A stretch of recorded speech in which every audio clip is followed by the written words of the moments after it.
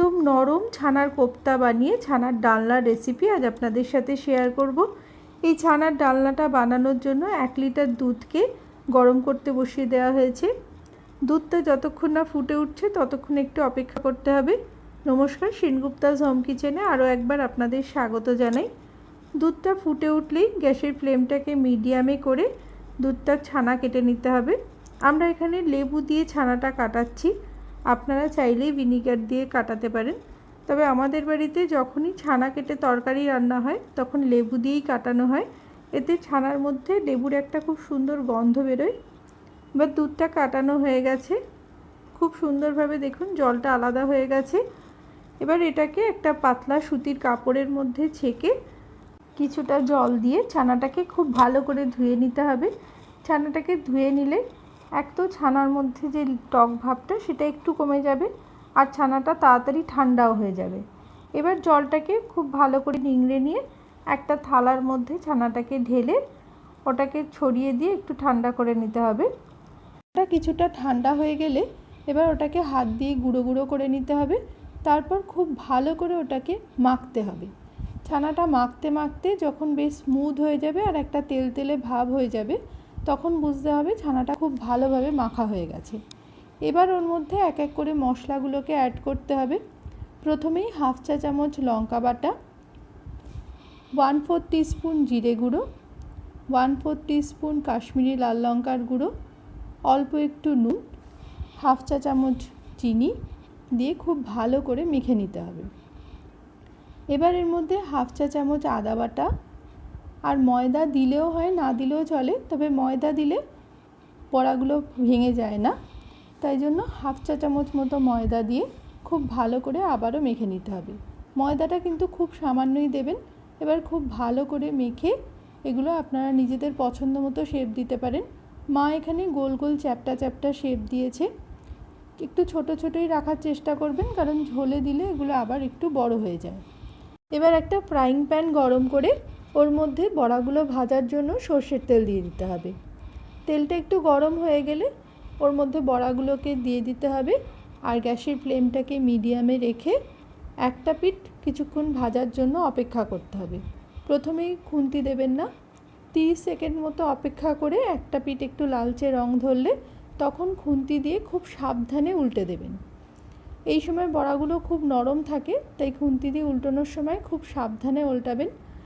এবার দুটো পিঠ খুব সুন্দরভাবে লালচে রং ধরে গেলে তখন ওগুলোকে আস্তে আস্তে তেল থেকে তুলে নেবেন। এইভাবে সব বড়াগুলোকে ভেজে নিতে হবে। বড়াগুলোতে যখন লালচে রং ধরে যাবে তখন ওগুলোকে তেল থেকে তুলে নিয়ে এবার অন্যদিকে একটা মশলা রেডি করে নিতে হবে। 1 চামচ আদা আর 4টে কাজুকে খুব ভালো করে পেস্ট বানিয়ে নেওয়া হয়েছিল। এবার ওর মধ্যে 1/2 চা চামচ হলুদ গুঁড়ো, 1/2 চা চামচ কাঁচা লঙ্কা বাটা, 1 চা চামচ জিরে গুঁড়ো, 1 চা চামচ ধনে গুঁড়ো, 1/2 চা চামচ কাশ্মীরি লাল লঙ্কার গুঁড়ো দিয়ে খুব ভালো করে মিশিয়ে নিতে হবে। এই সময় অল্প একটু জল দিয়ে পেস্টটা খুব ভালোভাবে বানিয়ে নিতে হবে।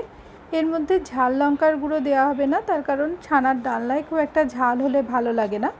এবার পেস্টটা রেডি হয়ে গেলে এবার কড়ায় বড়া ভাজার যে তেলটা ছিল ওটাকে দিয়ে দিতে হবে, আর তার সাথে সাথে আরও একটু তেল দিতে হবে। টোটাল 3 টেবিল চামচ মতো সর্ষের তেল গরম করে ওর মধ্যে তেজপাতা, অল্প একটু জিরে, 3টে ফাটানো এলাচ, 2টো দারচিনি আর 2টো লবঙ্গ দিয়ে একটু নাড়াচাড়া করে ফোড়ন থেকে যখন সুন্দর গন্ধ বেরোবে তখন ওর মধ্যে আলুগুলোকে দিয়ে দিতে হবে। আলুগুলোকে মিডিয়াম ফ্লেমে খুব ভালো করে ভাজতে হবে, বেশ লালচে রং ধরা পর্যন্ত আলুগুলোকে ভাজতে হবে। এই সময় অল্প নুন দিয়ে আলুগুলোকে ভাজতে হবে, তাহলে আলুগুলো তাড়াতাড়ি নরম হয়ে যাবে। আর ঢাকা দিয়ে কিছুক্ষণ রেখে দিতে হবে। কিছুক্ষণ পর ঢাকা খুলে আবারও একটু নেড়ে দিয়ে ওর মধ্যে অল্প একটু হিং দিয়ে দিতে হবে। আপনারা চাইলেই ফোড়নে হিংটা দিতে পারেন। মা এখানে ফোড়নের হিংটা দেয়নি, পরে দিয়েছে, তাহলে হিঙের গন্ধটা ভালো থাকে। এবার আবারও খুব ভালো করে নেড়ে নিয়ে ওর মধ্যে যে পেস্টটা বানানো ছিল ওটাকে দিয়ে দিতে হবে। খুব ভালো করে আলুর সাথে পেস্টটাকে দিয়ে মিডিয়াম ফ্লেমে রেখে সমানে নাড়তে হবে, কারণ পেস্টটাতে যেহেতু কাজু বাটা আছে তাই তলায় লেগে যাওয়ার সম্ভাবনা থাকে। তো এই নাড়তে নাড়তে যখন তেলের ওপরে উঠে আসবে তখন এর মধ্যে একটা টমেটো বাটা দিয়ে দিতে হবে। টমেটো বাটাটাকে দিয়ে খুব ভালো করে আবারও কষতে হবে যতক্ষণ না টমেটোর কাঁচা গন্ধটা চলে যায়। বেশ কিছুক্ষণ কষিয়ে নেওয়ার পর যখন তেল ছেড়ে যাবে তখন বুঝতে হবে কষানো খুব ভালোভাবে হয়ে গেছে। এবার এর মধ্যে পরিমাণ মতো গরম জল দিয়ে দিতে হবে। গরম জলটা একটু বেশি পরিমাণেই দিতে হবে, তার কারণ বড়াগুলো দিলে বড়াগুলো কিছুটা ঝোল টেনে নেয়। এবার সব কিছু খুব ভালো করে মিশিয়ে নিয়ে এই সময় এর মধ্যে 3টে কাঁচা লঙ্কা দিয়ে দিতে হবে আর কিছুটা চিনি দিয়ে দিতে হবে। চিনির পরিমাণটা আপনারা নিজেদের পছন্দ মতো দেবেন, তবে যেহেতু নিরামিষ তরকারি তো একটু মিষ্টি মিষ্টি হলে ভালো লাগে। এবার এর মধ্যে স্বাদ মতো নুন দিয়ে দিতে হবে।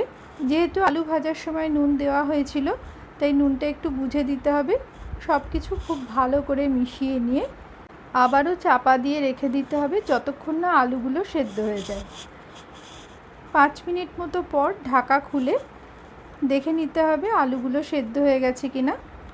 আলুগুলো খুব সুন্দরভাবে সেদ্ধ হয়ে গেছে। এবার এর মধ্যে বড়াগুলোকে দিয়ে দিতে হবে। বড়াগুলো দিয়ে বড়াগুলো ঝোলের সাথে খুব ভালো করে মিশিয়ে দিতে হবে। আর এই সময় এর মধ্যে সামান্য একটু গরম মশলা গুঁড়ো আর অল্প একটু ঘি দিয়ে আবারও সব কিছু মিশিয়ে নিয়ে চাপা দিয়ে মিডিয়াম ফ্লেমে 2 থেকে 3 মিনিট মতো রেখে দিতে হবে। ফিরে এলাম 3 মিনিট পর। ঢাকা খুলে ছানার ডালনা একদম তৈরি হয়ে গেছে। এবার গ্যাস অফ করে দিয়ে একটা অন্য পাত্রে ঢেলে নিতে হবে। এই ছানার ডালনাটা খেতে খুব ভালো লাগে। ছানার বড়াগুলো খুব সফটও হয় আর ভেঙেও যায় না। আপনারা এই পদ্ধতিতে একবার বাড়িতে বানিয়ে দেখবেন আর কমেন্ট বক্সে আমাদেরকে অবশ্যই জানাবেন কেমন লাগলো। আশা করি আমাদের আজকের এই রেসিপিটা আপনাদের ভালো লেগেছে। যদি ভালো লেগে থাকে তাহলে একটু লাইক, কমেন্ট আর শেয়ার করে পাশে থাকবেন। আপনারা যদি আমাদের চ্যানেলের নতুন বন্ধু হন তাহলে আমাদের চ্যানেলটাকে একটু সাবস্ক্রাইব করে নেবেন আর পাশে থাকা বেল বাটনটা টিপে অল আইকনে টিপে দেবেন, তাহলে আমাদের পরবর্তী ভিডিওর নোটিফিকেশন সবার আগে আপনাদের কাছে পৌঁছে যাবে। ফেসবুক থেকে দেখলে আমাদের পেজটাকে একটু ফলো করে দেবেন।